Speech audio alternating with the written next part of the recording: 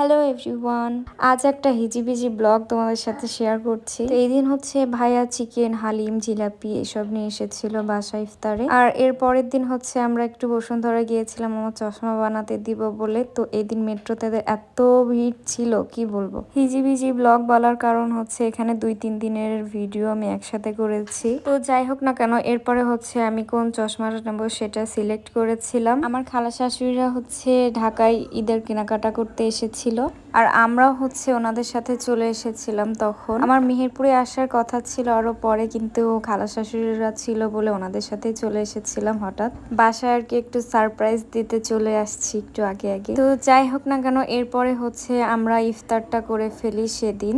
আর হচ্ছে কুটিবুড়ির সাথেও একটু কিছুটা সময় কাটিয়েছিলাম। এই তো ওই দিন হচ্ছে এই ক্লিপগুলো এত দূরে নেওয়া হয়েছিল।